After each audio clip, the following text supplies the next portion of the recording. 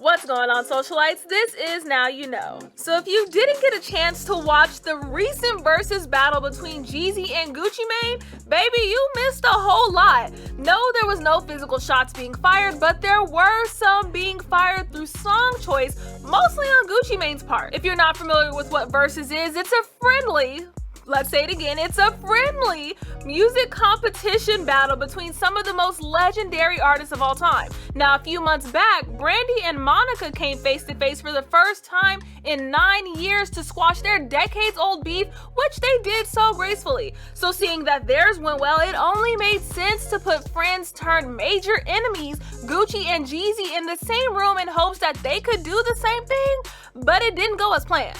Now, before we get into how their verses even went down, let's get into their real problem, which started back in 2005. So Jeezy and Gucci were once in a lifetime real cool, as they're both from Atlanta, and y'all already know how hard Atlanta rappers put on for their city, as Jeezy would say, so it makes sense that their paths would at one point in time cross. So if y'all are true fans of either Gucci or Jeezy, you already know this, but if you didn't know, they collaborated on So Icy. Now that song actually went fine, but the real drama started when it came to who was gonna have the song released on their album, so here's how it went down. So Gucci, being the kind Atlanta native he is, wanted to put Jeezy up, and that's when he asked him to hop on the So Icy track. Now Jeezy initially also wanted to have his song on his debut album, but Gucci and his team were not trying to have that happen. So when that was turned down, that's when things really got on and poppin'. So Jeezy, who was initially in his feelings that So Icy was not going to be on his album, decided to go into the booth and record his own diss record aimed at Gucci, which was called Stay Strapped.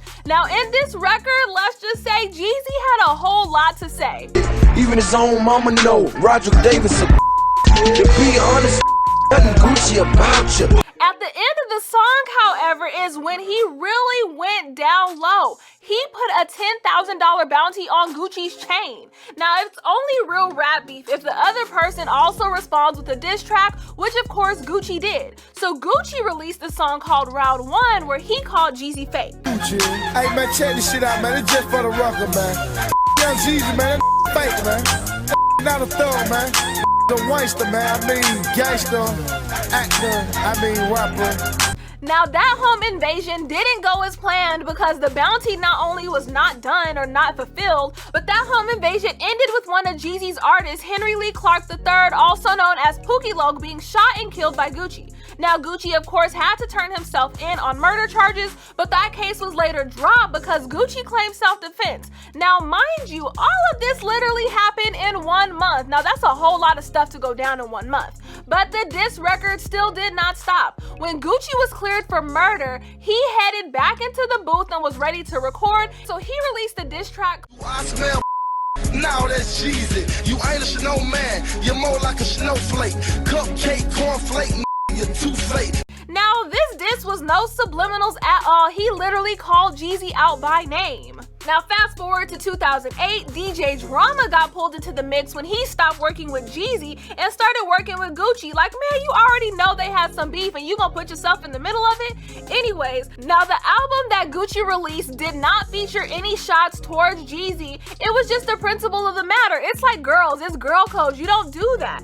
A year later, in 2009, during the screening of Notorious B.I.G.'s biopic, Jeezy's crew ran into drama and let's say a fight erupted, and drama was called a cornball by Jeezy later on in an interview. Child, if you thought we were done, we're still not done, so take a seat and relax because we got so much more to talk about. So still in 2009, Jeezy again hopped back in the booth and sent out another diss record towards Gucci. At this point, this song was called 2423, where he said, I'm on my Louis today, some Gucci, man. These still on my they like some groupies, man.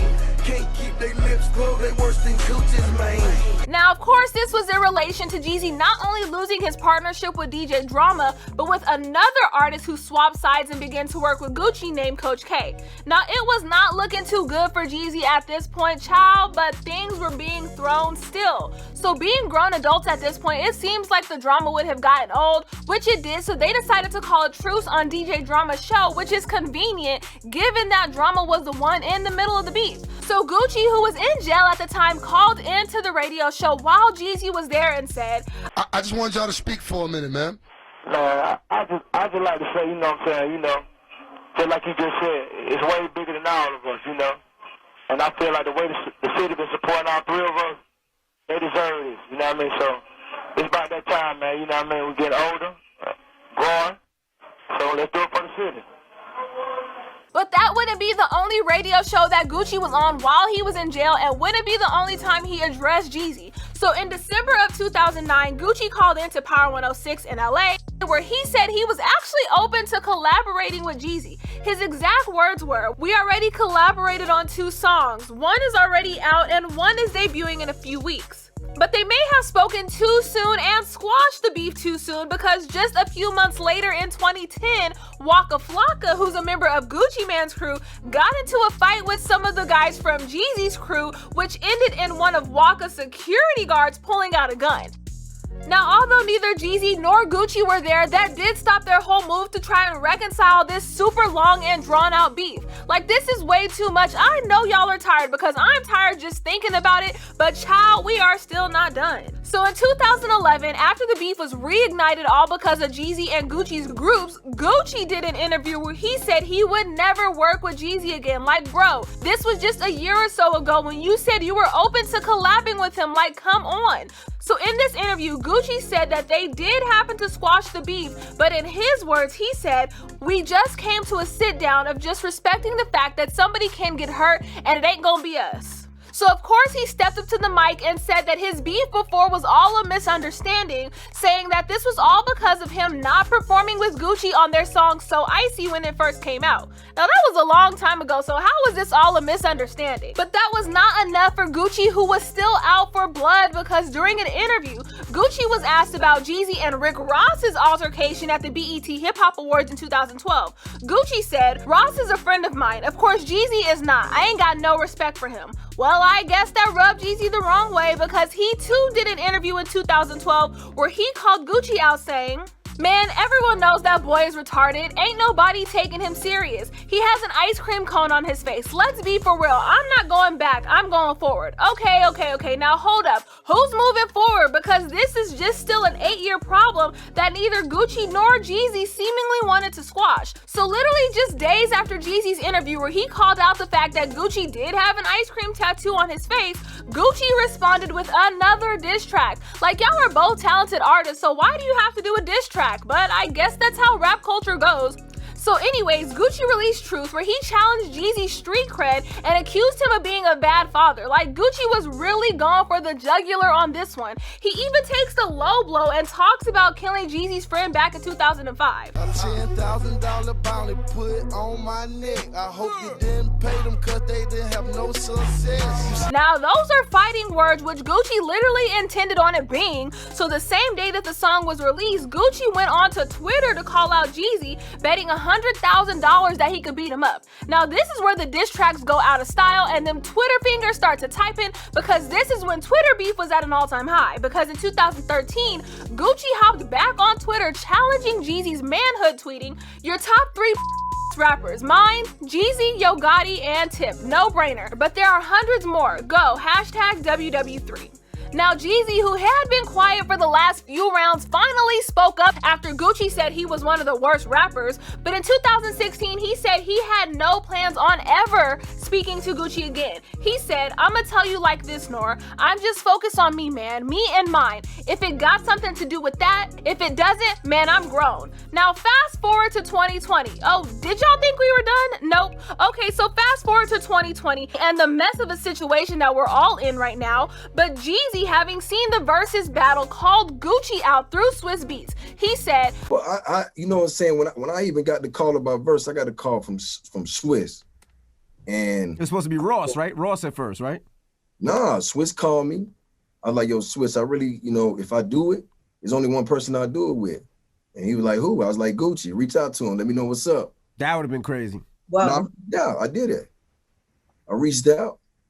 Swiss hit back and said he respectfully declined. So initially, Gucci declined the offer, which of course was anybody surprised that he did. But after some change of heart and probably a conversation with his wife, Gucci took Jeezy and Swiss up on the offer, which brings us to present day. Child, that was a whole lot of mess just to get us to the point, which was super awkward given the fact that to this point neither Gucci nor Jeezy had spoken for a cool little minute.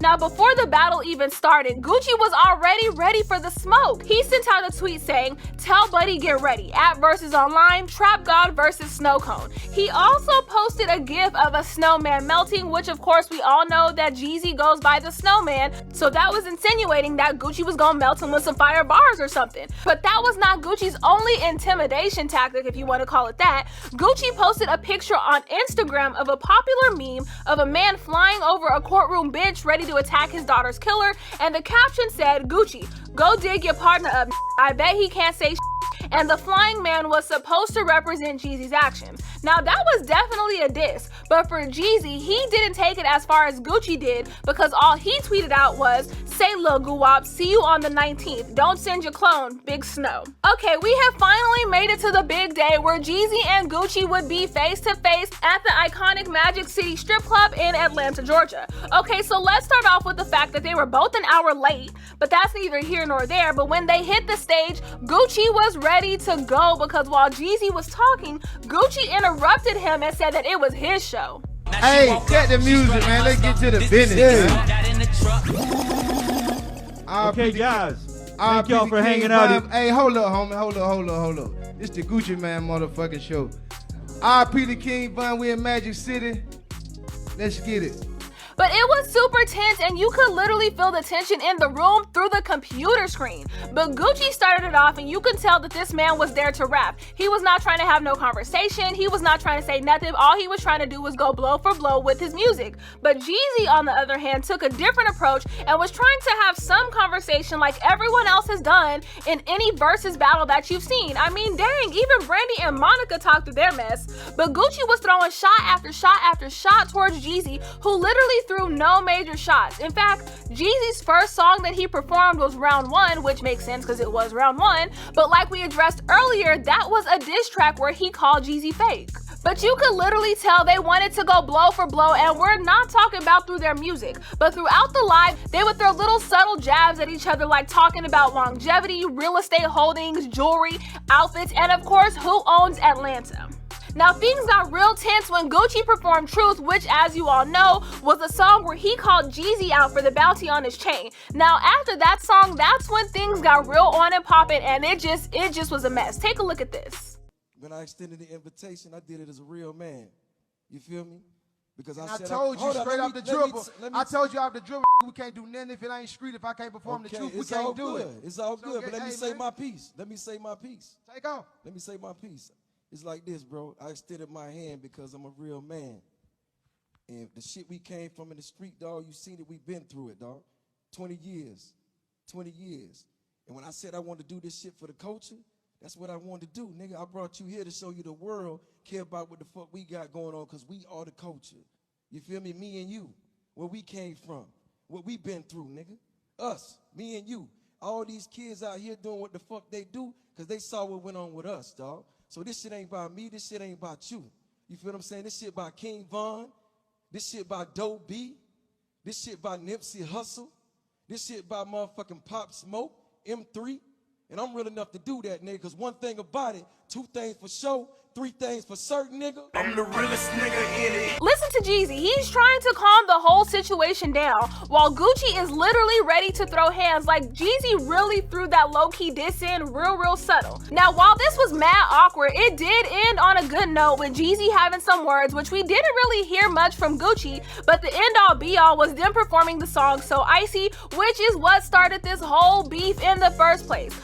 Hey, my nigga, it's me and you, dog. Fuck the world, fuck everybody who listening, fuck everybody in this room. We could do this shit right here, my nigga, leave this shit where it's at. We could do this motherfucker one last time and be done with it, my nigga.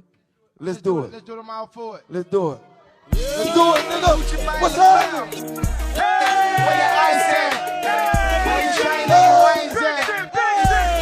Where your wings at? So socialites, who do you think not only won the Verzuz battle, but this whole 15-year-long beef? Let us know in the comment section below. Don't forget to like and subscribe, and make sure you turn your post notifications on so you never miss another video. Now you know what's been trending.